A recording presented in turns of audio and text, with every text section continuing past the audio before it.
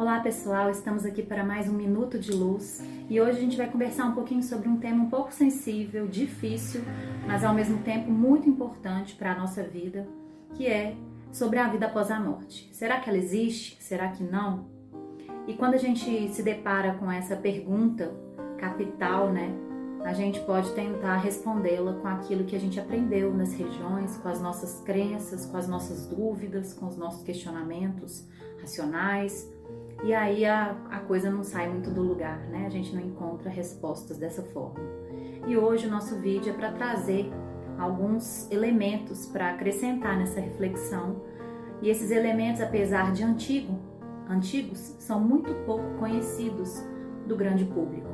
E a gente acredita que esses elementos que a gente vai apresentar hoje são muito interessantes, importantes, e a gente gostaria que mais pessoas conhecessem, porque para nós tem feito uma grande diferença quando a gente pensa na vida após a morte. Então, para a gente começar, eu trouxe um livro que se chama A História do Espiritualismo. Pelo título você já pode imaginar qual é a perspectiva que esse livro traz, claro, de que a vida após a morte existe, mas o que é interessante é que esse livro foi escrito por Sir Arthur Conan Doyle, o mesmo autor de Sherlock Holmes. Então é um livro muito interessante, em que ele vem contando como foi o desenvolvimento do espiritualismo ao redor do mundo a partir de 1848. É muito interessante esse livro porque ele apresenta que houve, naquela época, um boom, um movimento mundial das ditas comunicações com espíritos, de diversas formas. O fenômeno ficou conhecido como o fenômeno das mesas girantes, porque as mesas faziam movimentos de batidas, respondiam a perguntas através desse método. E apesar desse fenômeno parecer um tanto quanto ridículo e assim repulsivo à razão, foi um fenômeno que chamou a atenção de muitos homens de ciência nessa época. E para a gente ter uma dimensão desse fenômeno, o livro de Arthur Conan Doyle é muito interessante, porque ele traz, vem contando, descrevendo uma série de fenômenos que aconteceram ao redor do mundo, e também descreve algumas pesquisas que foram feitas, desenvolvidas por cientistas, por grupos de cientistas, por comissões, assembleias que avaliaram esses fenômenos, avaliaram sua autenticidade e se esses fenômenos realmente tinham como origem os espíritos, a alma de pessoas que viveram na Terra e após a morte continuam preservando sua individualidade e ainda têm a capacidade de intervir no mundo físico e trazer suas comunicações, seus recados, informações e tudo. Então esse livro é muito interessante e ele traz o que me assustou nesse livro, quando eu li, várias coisas, na verdade. A primeira coisa é que realmente esse fenômeno ficou muito difundido nesse momento da história. Ali na segunda metade do século XIX, início do século XX, realmente um boom mundial de fenômenos de comunicações com espíritos. E aí,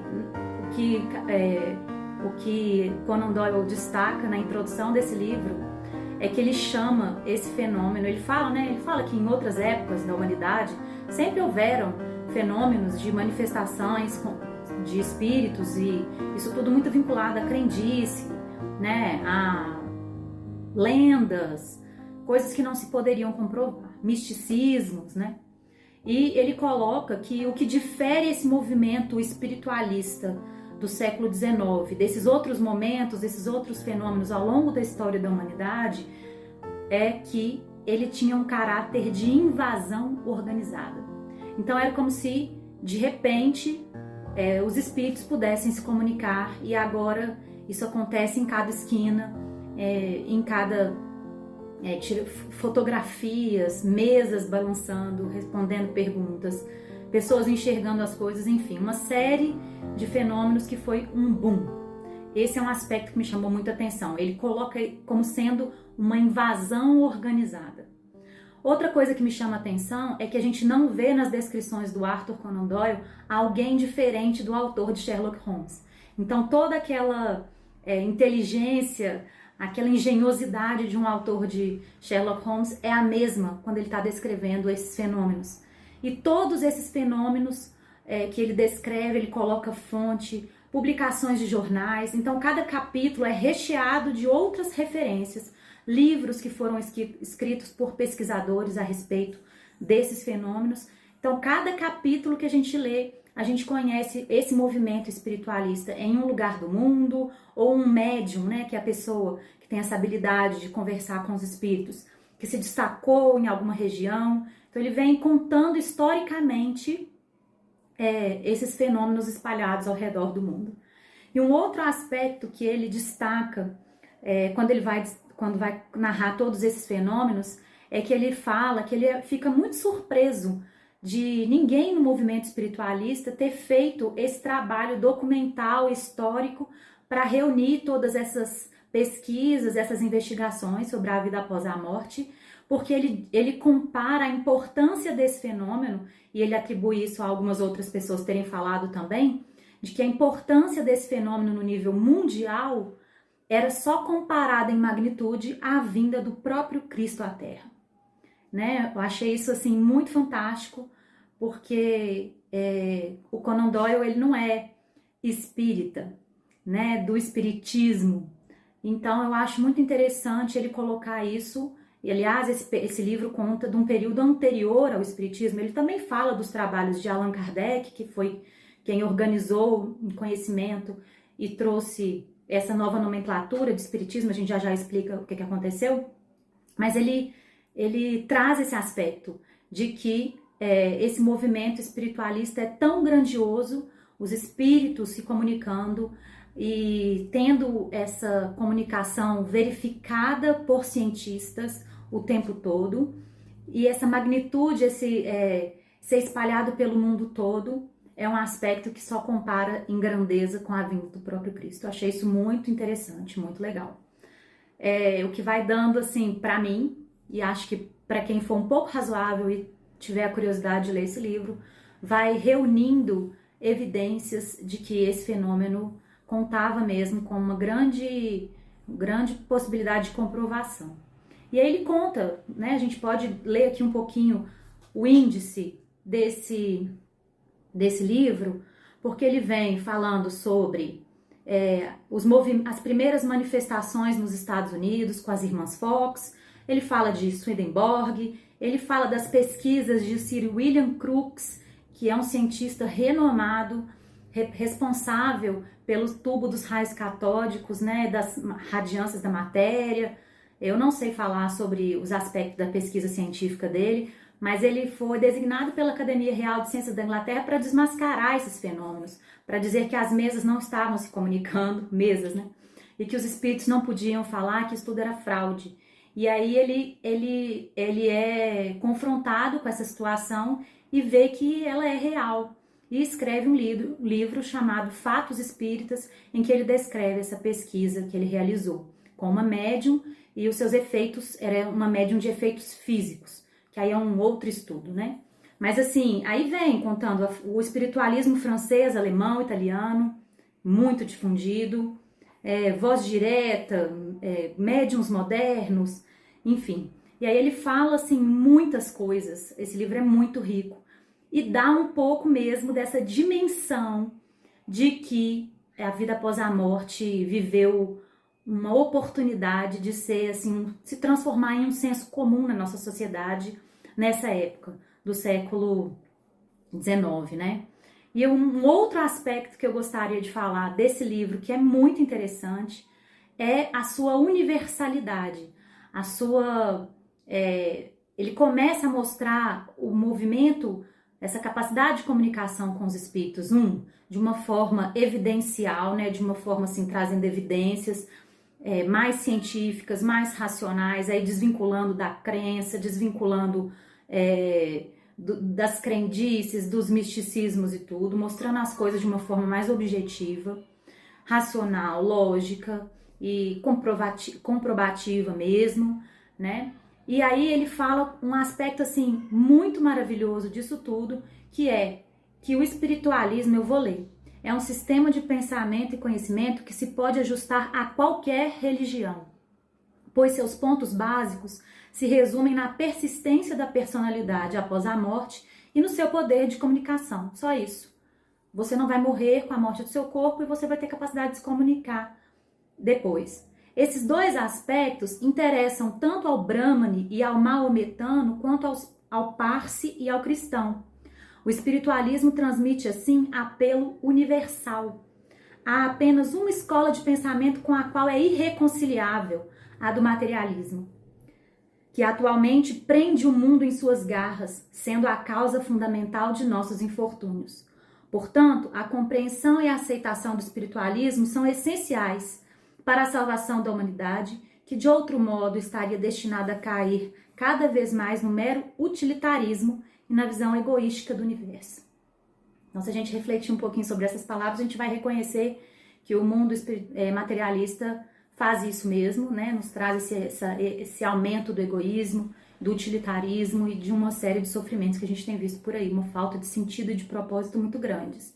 E esse aspecto dele servir a todas as pessoas, independente de sua crença, é muito importante.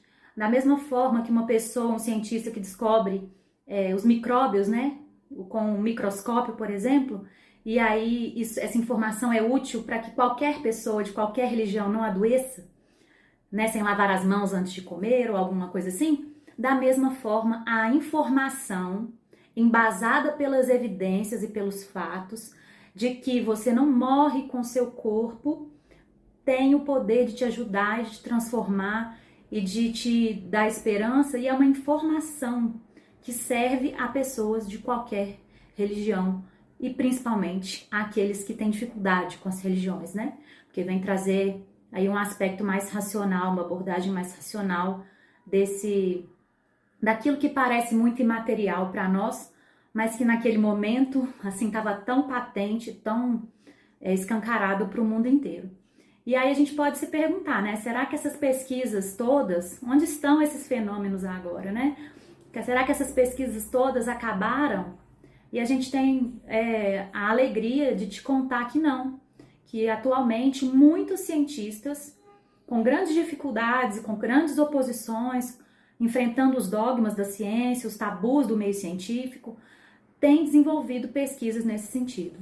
Um deles é o advogado Victor Zement, que lá na Austrália publicou um livro chamado Um Advogado Apresenta Evidências para a Vida Após a Morte. O livro está em inglês, mas ele faz mais ou menos esse trabalho que o Conan Doyle fez daquela época, ele faz mais atualizado, né? Ele vem contando as evidências, enumerando e relatando as dezenas de cientistas, muitos com prêmio Nobel, como Marie Curie, por exemplo, que estudaram a comunicação com os espíritos e comprovaram, reuniram evidências de que essas comunicações são possíveis e reais. E esse advogado, inclusive, lançou um desafio na internet que ele pagaria $1 milhão para quem comprovasse que a vida espiritual não existe. É claro que ninguém fez isso, graças a Deus, porque ele não teria condição de pagar. Mas ele fez isso para mostrar que todas as evidências que ele foi coletando ao longo da vida, e um advogado se sente capacitado para lidar com provas e evidências e analisar esse caso, vamos dizer assim, ele conseguiu reunir bastante evidência de que a vida continua após a morte do corpo físico.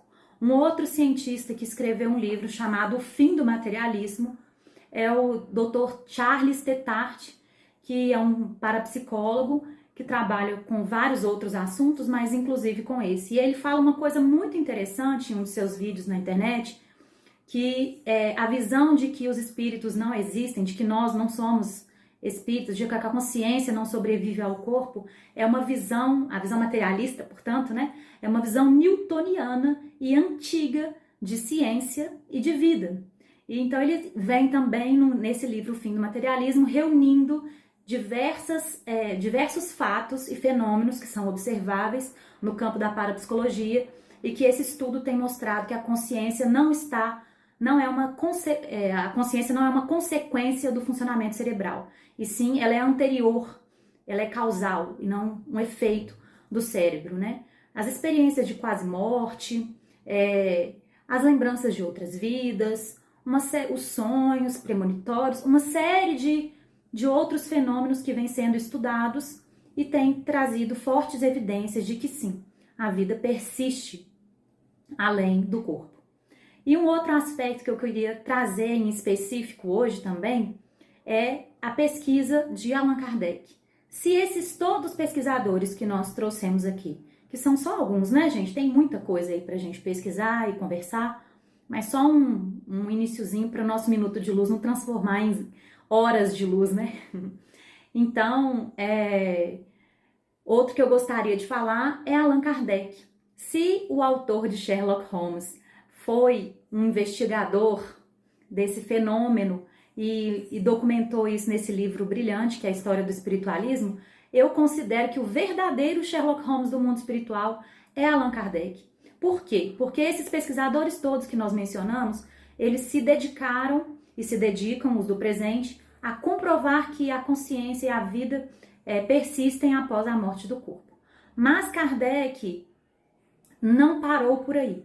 Allan Kardec, ele olhou, viu, né, como os outros, que a vida persiste, mas ele não parou por aí. Ele falou, já que persiste, então eu quero saber o que tem a mais, como que é esse outro lado. Imagina o tanto de informação que os espíritos podem nos trazer de uma realidade infinita que convive com a realidade material.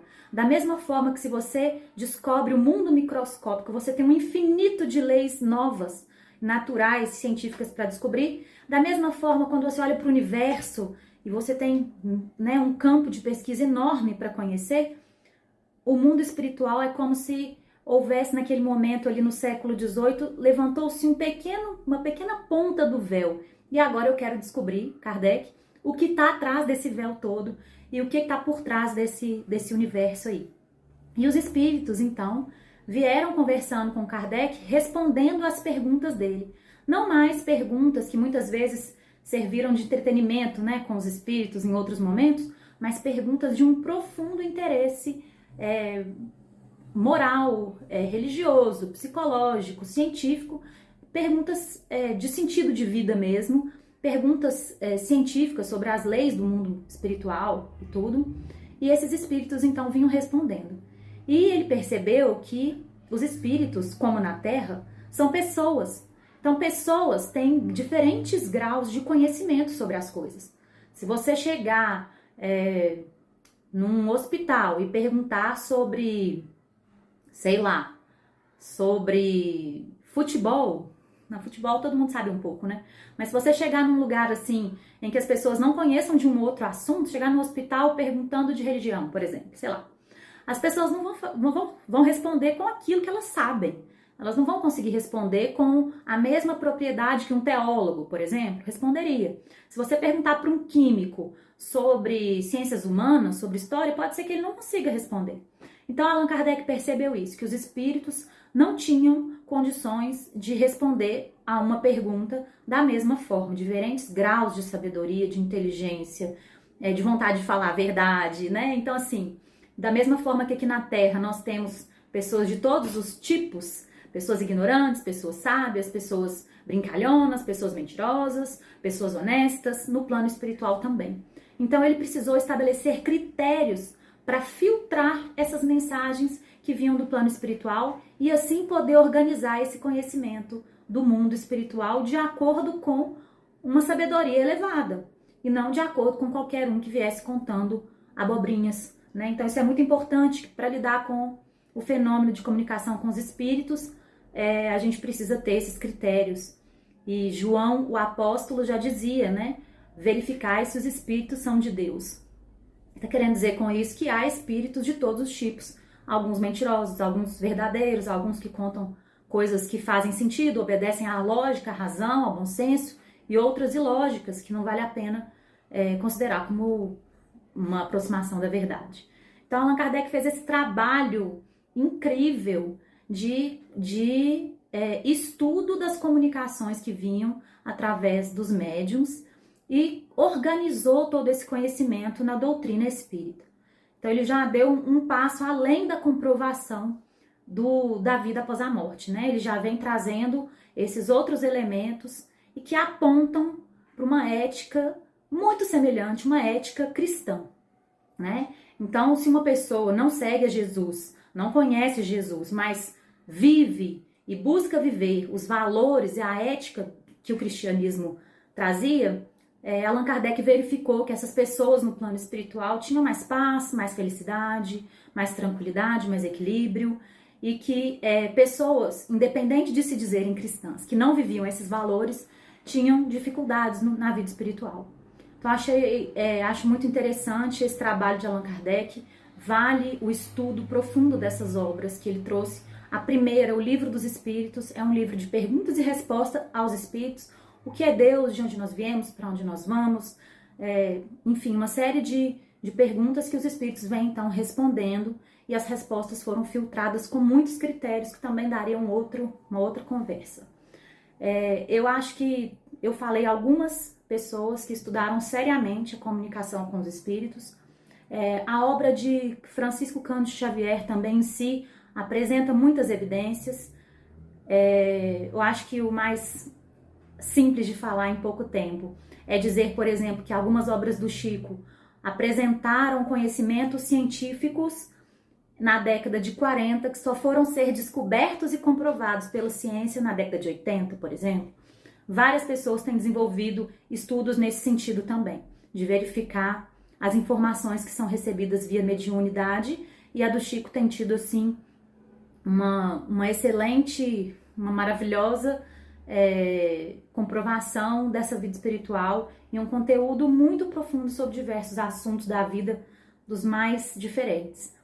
Qual que é meu objetivo com esse vídeo? É fazer com que você se transforme em espírita, porque eu sei que hoje em dia o espiritismo é uma religião como outra qualquer? Não, esse não é meu objetivo. O meu objetivo mostrando esse vídeo é que você tenha uma pulga atrás da orelha acerca da vida espiritual, que você comece, se esse vídeo te fez sentido para você, a olhar para a enorme, dá assim várias pós-graduações, mestrados e doutorados, enorme quantidade de pesquisas e evidências que apontam para essa realidade, infelizmente muito combatidas e não divulgadas. Então nosso objetivo é divulgar também e mostrar para você que existe essa informação, que essa informação tem sido muito importante para mim, pessoalmente, faz muito sentido para mim, corresponde aos meus anseios intelectuais, racionais, mas também ao meu coração, aos meus sentimentos, faz muita diferença na minha vida, e eu acho que todo mundo deveria ter acesso a essa informação, da mesma forma que todo mundo sabe que antes de comer a gente tem que lavar a mão. Não é uma questão de crença, não é uma questão de dogma, mas uma questão de uma informação que é muito importante para todo mundo. Eu acho que todo mundo devia ter pelo menos essa chance de conhecer essas evidências. Mas você pode dizer, nossa, Elisa, mas eu já acredito em vida após a morte, eu já creio nisso, isso para mim é tranquilo, porque você está falando isso tanto de coisa técnica, científica. Eu estou dizendo isso porque uma fé, uma crença que não tem embasamento em fatos, em conhecimento, em evidências reais, ela tem seus limites. E eu acho importante que a nossa fé seja embasada na ciência e que a nossa ciência seja iluminada pela nossa fé. E foi isso que Allan Kardec propôs também. E aí a gente poderia também conversar muito sobre esse assunto. Então esse foi o nosso Minuto de Luz de hoje. Eu espero que tenha sido realmente útil para você. Se foi útil para você e fez sentido para você, pesquise, leia esse livro que eu indiquei, leia outros, né? Não, esse livro já tem referência para você ler o resto da sua vida, porque cada capítulo é uma lista de outros para você ler. Enfim, tem muita coisa aí pra gente aprender nesse assunto. Mas mais do que isso, se você acha que esse vídeo também pode consolar, ajudar alguém que está sofrendo, que está vivendo luto, ou que vive a possibilidade da morte próxima por uma doença, enfim, se você achar que isso pode ser útil para alguém, compartilhe. Não é por mim, não é pela minha cara, pela minha pessoa, mas pelo conhecimento, que eu acho que ele tem um poder de transformação e libertação enorme para a nossa vida, para a nossa condição humana, tão difícil às vezes, e ter essa esperança, e não uma esperança porque eu quero ter esperança, sabe? Uma esperança embasada, né? Eu tô falando de pessoas de ciência, pessoas entendidas, inteligentes, não são pessoas fanáticas, não são pessoas dogmáticas, Eu acho que está muito além da instituição religiosa, do movimento religioso, é para a iluminação das pessoas, é para servir a qualquer pessoa de qualquer religião, sabe? E esse conhecimento, acho que ele é muito poderoso para mudar a forma como a gente tem vivido. Então é isso, eu gostaria de agradecer a paciência para ter ouvido até aqui.